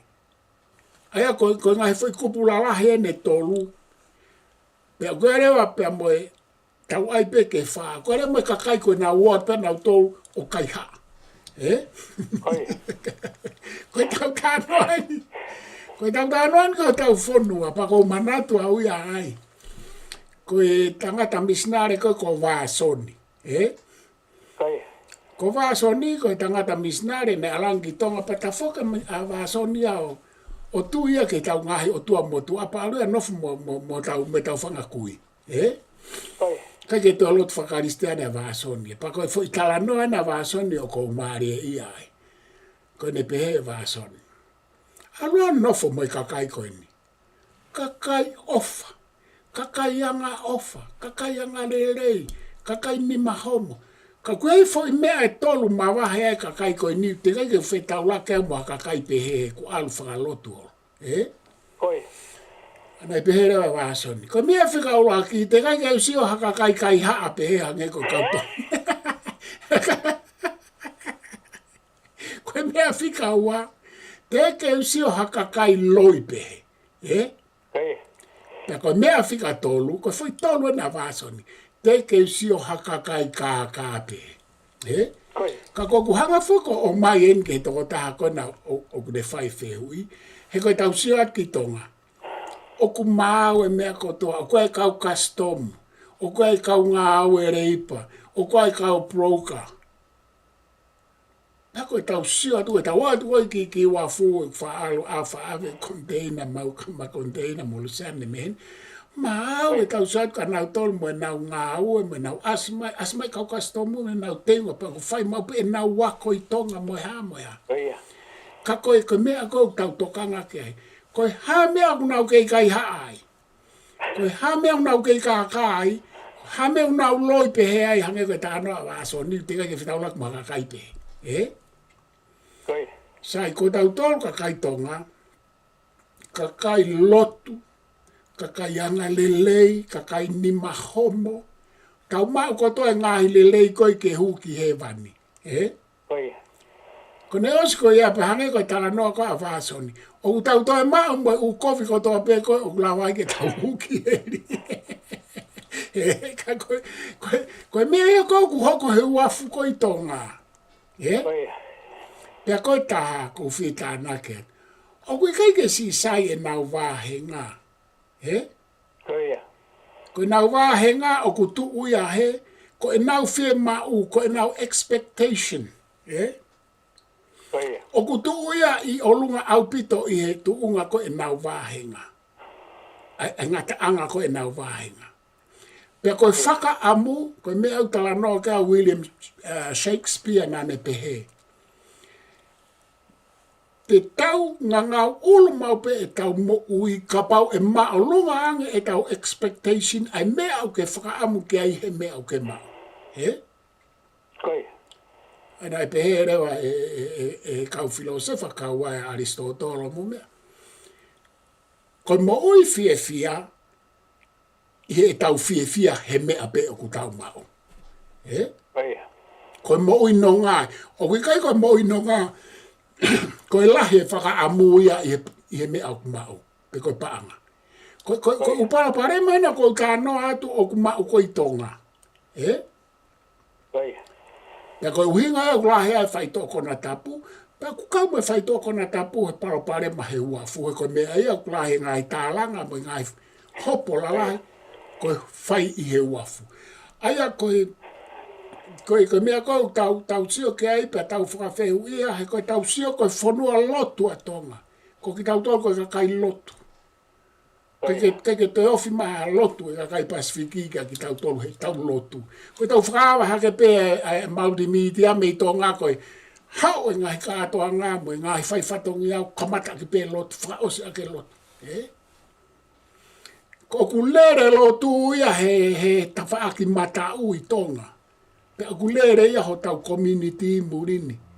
Ka koe whehu I koe hame ulahi ai angata e lotu pe a tau tolu pe I ta whaaketa. Koe whehu I ke tau tari.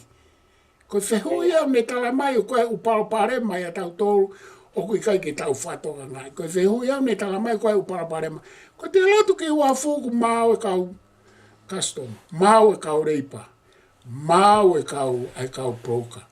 Ka koe more koe he umea. Te tau tukua kiki a hai. Koe. Te tau tuko a kiki he kakai o kukai ke nā woki I uafu. I kai. Koe tau tuko a kiki te tau tuhu atu peke he kau rei pā tapu mo ki nau tolu. Te tau tuhu atu peke he kau customu. Te tau tuhu atu ke kau broker. Koe. He kui kaito e aha kakai e tonga I uafu e excessi ke he u warehouse ai whare. E excessi ke he u container. Koe kakai pe koe ni, tāna ke kai mo kau polisi. Koe. E kunau whaaoa te kau polisi ki ai. Aia koe mea koe ia koe utala noa pia koe ke uila opa koe haa no solo vai whai paraparema koe ni ke he toko tāko na ne whai whehui ka koku atu pia koe ngai fwoi ata ai mea o ku hoko tonu I tonga. Koe hange koe ni. Koe mālonga ai mea koe whai tō kona tapu. Koe. Pe aku kaua e uafu. Koe ngai tālanga mo ngai hopo lalai. Koe kuhinga ku tala noa. He ku alo e ako mo lotu I tonga he tawhaaki a koe alu e tau ki langi. Koe. Pe whewhe tawhaake tā. O kunau kakahake nau tolu he funga ao. Koe. Aia koe mea lahi rewa ia. Koe mea lahia, koe mea aia koe, o ku whaatoa wholofola mai ae tamatu I. Ke whainga e o mea koe ni, he koe mea ea o kone holoki hawhonua, koe upala parema whakasosiare. O ko nofo I tonga koe toki hao koe COVID o fuoloa hemi, pau te kai ke utoi whoki talo e COVID. Ka o ko nofo ai, ko nofo I tonga talo e mahiki ke ai tātahahe, ai koe mea e lo au. Ke mausio mai he umea ka ku te tau ke I whakaaho I he e te nofo I tonga. Koe. Lere lotu e ta whaaki koe, lere kai haa ia mo e tāmate, tangai tāmate whairi fia o hoko I tonga. Pea mo e drugs. Koe. Aia ko ku atu pe ia, tene hanga e au tāri. Hange koe ni, ai whehu I. Hange koe ni, koe mea tā kou whe whaosa. Lahi ai kakai tonga, koe kau reipa, koe kau customu, koe kau broker, o kunau ngāwe ake IC e whai tō kona tapu. Koe. Koe maunofo koe tonga. Koe tō utupu. Koe kau wako wō mai ke lo au, whai tō kona tapu. Koe kumau peha na wō mai o ngāwe ake me ai e apio o ku mau wharere ai lo au, ono kapusia ki hala. Koe. Pea kou nofo mau pe ai o toko ni, kou tātā noa pe heke tau sio, kou nofo mau pe toko ni e mau kalapu vori polo nai whotu ui e taimi koe pa ku toi whamo ui mai kaureka. Kou aratu. Oku na wifi mai, na wifi ice, na wifi marijuana. Koe. Kou talang. Ko hai hene o kui kai ke ifi. Ifi marijuana katoa. Pea ifi ice e kongala. Koe no molo pe ia he mau no fopa koe ke ula wata afu kou talange pe. Koe whi mau peo he taimi o mo mai eki malai vai ngā ni mo e tau vai ngā. Koe ke whi mau ke usio ke hawa tā ifi hene. Ka koe mea ia o no molo. Koe koe hao ha whewhine, koe nau kau taha la langa, koe nau taha ko kaanga, tala mai masisi oa, mau pe whakwa ke mau toi mo, koe taran koe ha, mau iwi aisi pe, o kai o pe he katoa kakai, ka koe kakai, toko lahi, o koe kai mau hanau, mau anga pa anga lelei tonga, pe aku nau, hoko rewa koe whakatau ere, ke nā wala holo ke he o mea koe ni. Koe. Ka paurewa wifi aise kaure ipa koe kutala noa mo one atueni. Ka paurewa u kaure ipa i he port, i he uafo he ifi aise. Ka paurewa wifi aise kau customu. Ka paurewa wifi aise kau broker. Hei kai ose kai haai. Lau atu ki ai whakatahat kai mo lau a vasoni. He o kui kai ke mau anga lelei e whonua ke fie maari e ke ai kakai. Ka ku kai whuki koe tari ia. He koe u whonua mau me aina mamani o ku tumutumu pia ie ai kai haa mo drugs mo tamate mo mea. Ka o ku malawa ke whakasisi. Ka pau nei kai ke sai e mau anga paanga heni. E toi liu ngā lahiange o mea hoko hini. Kau tau mono ia hange ko Australia ni, le lei e mau anga paanga, keri anga koula mo keri anga hāfua e whonuan maina mo hāfua o tau area i mamani. O tau mono ia heni ka kai ke ngā aue, koe holo hifu ke matua tua, o mai pehe pure anga e tau waha. O kui kai ke sia au sia aia e tau kai ngai tonga pa mo whaka uta whaka lele ange ki hiki ai fie mau a expectation o a honi ai kukala no ka hua ka meriku koe kola e hiki mau pe wahe ngai ku hiki e fie mau ka koe me a ene ku maari e hiki e kola aia e pure anga kai ke hiki ko lai ngai private sector he ku kai ga hanau pa anga na to ke fai ake hiki na wa mo ofa mai ko private sector se tonga kai ke na hiki va henga pe he ko pura nga pe na ma monu ia ko ka nga fa pura nga na ma ai monu ia ko to ai fonoa kai ko private sector mo ka fa ma mo ka to tai ko kau ngā whapure anga mo kau taki whapure anga pe aku tau amanaki atu ke nau whai ai hamea oku he ko nau tolu nau mau e kiri me whonua ka koe tau whaampe ko kutari pe ko whamatala pe ko umea ko ia ka koe e hange pe mahalo ai wafu ko post office fiu pe kai haa pe a kai ke toi whi kai haa ata Aia he kai whaki, ko kuhinga ka anoa pehe, he ne keke lawa he lao ia ta ofi ano hae ume ai i post office. Toki lahi pe koe hono lao ngai moe ha, mono tala noa i moe ha, pe alu atu pe whakataha mahalo moe fo'i ai kau ngā weku ki sai hake nau wahenga, pe palanisi hake ai wahenga moe fie mau, pe koe ne taimi koe ku alu koe ke potpotatau ai wahenga moe fie mau, pe ki si i whae hori. E kune whakatupu mai whai mea koe hori. Kai kai te whawhoki atu ko whampe o ko ki hanga o atu ha whai ata o mea koe ni na e whai mai wheu i malo e purei koe. E o mari e talanoa mo anga whakaata mai ke anga hui tari koe ni e wheu e takatani. Pe o koutui koe koe pe taimitaha ko whaasio ki ngai mea peni koe taimitaha ko e anga pe mahalo koe tau no whatu me muri. Ka pau ko kautaha ni o ngai private sector no whalele hako ngai wafu e tuhu pe ko hai ku pule. Pe o koe ke nau loko sio ki nau tolu ko ki kau stafu i loto, kau stafu i lalo, mo kau kau ngau e lau aho na whasiofi mau pe ko hai o kupule. Pe ako hange uto ke whamama wha, pe mo e aroatu, pe mo e whakatokanga, pe mo e aroatu ma wheseka pito ano siofi ai pule ki he taimi ko pehe ai.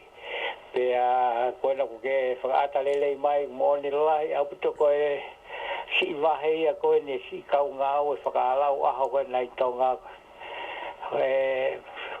ka whawhetai te nau mo ui le pe. Lava pe ketu pe. Tau mai a te lava he whonua o te whainga toko niang ke whai. Pe te tatoki lava tau ke ngai mea whaka ekonomika a moi. E ko whe tāna ke atu ke ai pure iku, he?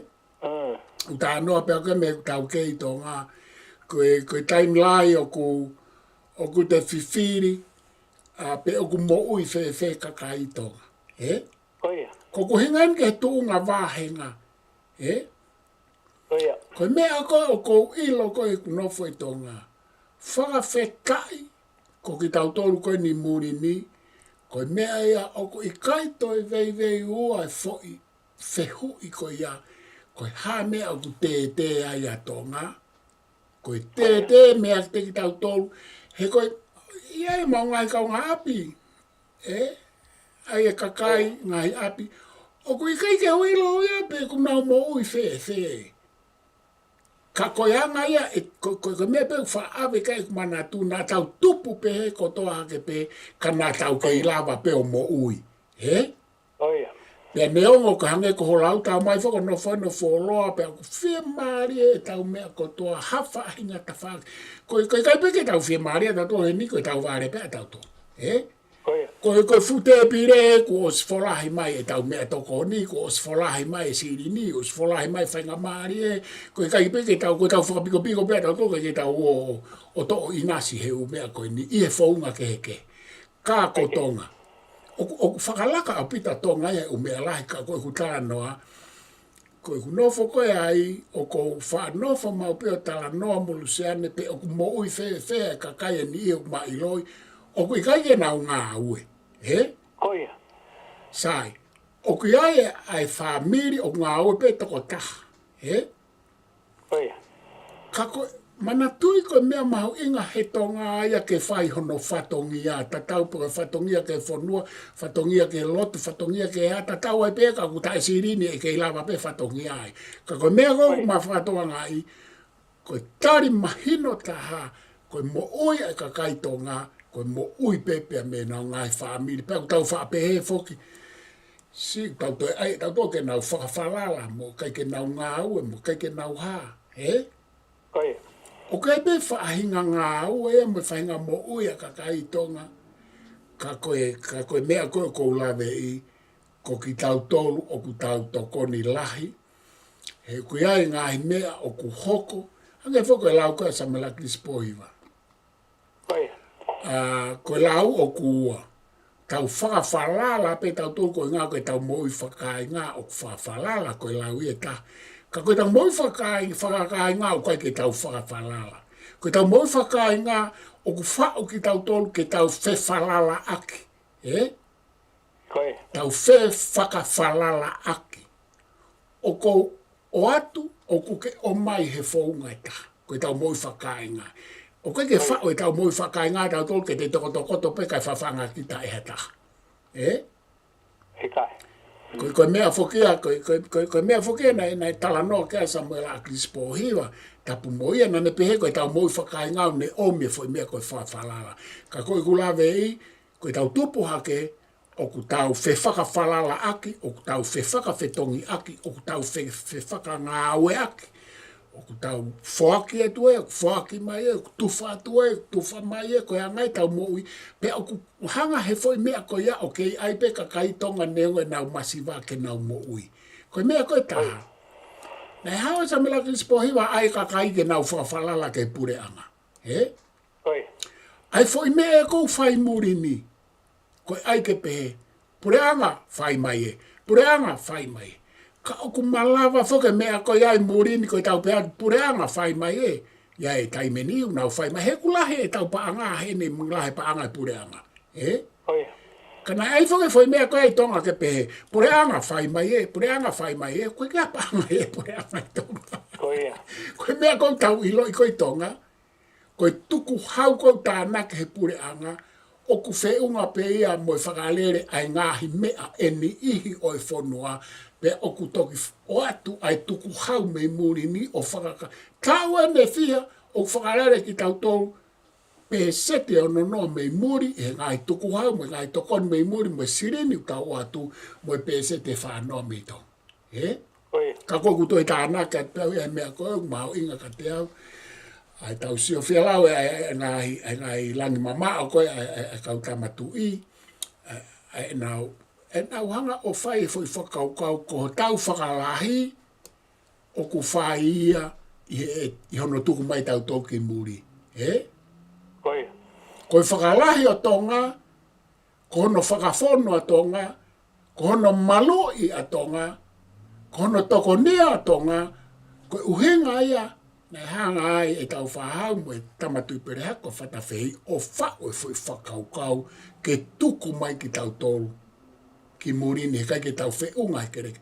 Pea koe anga e mea ko ngā au he taimini ko tau tolu o tau kei hanga o hapai e whonoa. Koe. He koe foi lau maari e pe me whai ake e langi mama o mo e kiki te. Nei kai ke tau, nei kai ke o mai tau tolu ke tau maa tak taha kume tau mo ui pia tau ngata ai. Kana o mai tau tolu ke tau maa kume tau mo ui pia tau kei ofa ki tonga. He koe whakalahi o tonga ko ki tau tolu whafo ke atu rei kata. Malo pito e professor pa ko te ko hono whakaata atu e tari ki he ta wheu i koe e whiaf koni. Pe ko te o ko mahi no pe ai ngai ata ko ke lawe ki ai ke anga tari a whui wheu koe ia. Pe ko te ko kanaya ato e mea hei na toi mui mai he takata ai tari. Ko te ko nau whi maari mai pe mie i ngai whakamatala o ke whakahoko ke whui tari ko ia. Pea o ko tui professor ko tātaro mai e tataimi. Pea e taimi ko ni te tuku atu ki ate koe ke whakausi mai mo tātana ki maha mea whialawe ke ai ke tapolo kalama o Jafi. Malo apito pureiku pa ko whamalo a te whehui ka paupeku lawa e tari o ki tāna ke atu mo mono atu ke ata whaaki. Koe whao si pe koe ko whilawe ke mea taha pea mahate u whama opo pe ea ka ko whamalo lai Ai pe apito. hulahi pe taimi. He? Hulahi pe taimi ka pau koha mea koe. Ia koe ko whilawe ke he mea koe ni koe ku sia koe whakakaukau o ku lahi au pito e ne asi i muri asi e media whaasosiare koe whakakaukau o ku pehe koe pureanga koe ni koe pureanga kovi Koe. koe pureanga koe ki moana e aspe whakaukau koe pureanga koe ni koe pureanga kovi Koe. Koe pureanga ki moana e asipea whakaukau, koe pureanga ko ni koe pureanga kovi. Kai pehe e ta whaake taha, koe pureanga ko ni koe pureanga sai. Koe. Koe pureanga koe ni tau tā noa ke ai, pana tā tāla noa ke lulu tai, uta whaapapa peke ai. Ka koe pureanga koe ni oku ata ua maupe ai pureanga ke tauhanga mana tu. Koe. Pea koe mea koe pureanga, koe kupu ia o kune hanga o whaalute ki tau tolu. Pea koe kupu ko ia, hei kai ke tau lawa mo ui ka pao hei kai ia kupu pehe. Koe. Aia, pea ke tau hanga rewa o manatua, koe pure anga kotoa pe, o ku iai e nau ngā ue lelei, mo e nau ngā ue o ku ikai lelei. Koe. Ka i he ao whangatuku, koe pure anga ko ia ai fo i sino o kune hanga o whakalere a e tau mo ui i e konga lahi. Koe. Ngai tālanga maari e ia he kupehe he ngai tālanga whakaako e ni i fulahe mawhai i pure anga fulahe ano mawhai ke ne hanga pure ki tau tolu. Koe. E ngai tālanga e ni i o ku sisi e mawhai pure anga. Pe ngai tālanga ni o ku ikai ke totonu ke pure ilahi mai ke tau tolu pure anga. E ngai tālanga ni to tonu ke o te tau whawharara ka kato ke pure anga. Ka kouwhia ome ai whakau kau o pe he. Koe pure anga ko toa peta tau pe koe pure anga whakatui, pure anga whatemo ka halati, pure anga whakatiki teita, pure anga whahano whainga ui ure papirika pe koe ha. Oku ko nau tolu, oku nau hanga o tataki mo re vai a e tau mo ui. Kua whau whakamaman lahi ai fo i sino ko ia, koe sino ia, ke ne hanga o tatake ki tau tolu. Sai. Ka koe sino ko ia, oku tatau pe ma toi whahinga sino. Tatau pe ma toi whahinga siasi, koe ai hono malo hinga, koe ai hono vai vai anga. Koe. Ka he ikai ke tau hanga ai hono vai vai anga, ke tau tāmate i aki ai ngā ue lelei ai siasi. He kai ke tau ai e vai vai anga o kalapu kawatonga, ke tau tāmate i aki ai whaki mo ui ai kau kawatonga. He kai ke tau ai ha vai vai anga o pure anga. Kange koe ni. Ka pau koe vai vai anga e pure anga hoa kawa meri ku koe lulutai. He kai ke tau hanga o a ia ke tāmate i aki ai ngā ue lelei, koe pare mia, proseki lahi lava me alahi tahaini i he kau pare mia tau me wafe hongofuru. Ai ko fe mau ke whamama whae fo i poini ko ia. Koe tau tā noa ke lulu tai koe vai vai anga ia he anga e ksio ai oi pure anga koe ni. Kono vai vai anga i taha. Pea koe ke taha pe vai vai anga.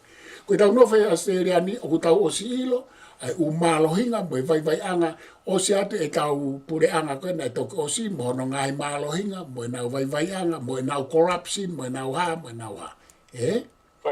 No po whea Scott Morrison ni o fo tu holo e ne toi kau kabineti whakapuri ana ma ne kau minister he tu ai pui pui ko i ngā koe COVID. To o COVID ia koe fo i scapegoat ia ke kaka ia. Aia koe kutala noa ke tau manatui. Koe wa lohinga o Scott Morrison pia moe vai vai anga. Pia koe pure anga koe ni. Ka koe mea ene ko whielawe pe hea ki ai. He koe e kakaia ni unau pe he. Koe whai vai vai anga pure anga koe ni koe huaka meri ku koe lulu tai. Sai, whengai ke rie pure anga koe ni ki tua. Pe to e pure anga koe ni he taimini. I kai tau alo atu pe koe wafe wani maa nai tok whai ai whiri pe alo a huaka meri ku ki tua. Ka koe ku poi ni. Koe tau whatongia ai civil society, tau kau ke ai, koe media, ke tau lea atu pe i he ngahi mea o tau pe o ku tōnou no ai pure anga. Pe tau lea o whahigiki hono ngahi malo hinga. Ka aku i kai koe tōnou no pure anga pa tau pe atu. Pure anga kovi, ko mea ia ko oku whai koe he ahoni, tamahe patoa. Pure anga kovien. Ko ha koe ke pure anga koe ne toko si tamahe patoa. Pure anga kovien. Ai pure anga o whaiwhikau toke tā pohiwa tuene to. Ha koe ke pure anga akrisi tamahe na to pure anga saia. Aia, ta tau pe koe hae whainga uhinga o kuia kai pure anga kovien mo pure anga sai. Ka koe ku poini a kuia. O ku ke iai pe ngā au ele lei a ngā i pure anga. Ke tau manatui, pea o kui ai ho tau whatongia, ke tau talanoa, mo tau lea ka nau tolu, pe ka pau nau whanongo mai, sai, ka pau kai ke nau whanongo mai, toi sai pe moia o te tau ita o whenga i ke tāmate e pure anga, pa ke tāmate e pure anga ka tau whewhe, o pure anga, o kune tataki ki tau tolu.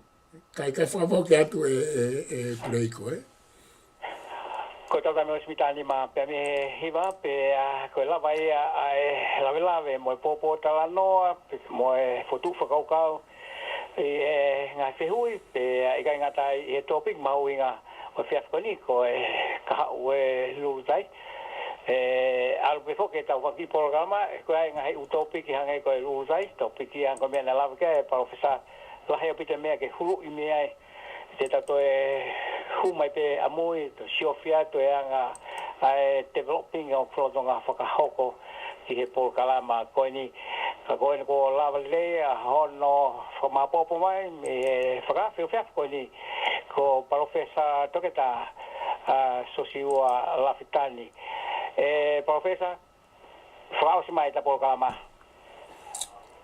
Malo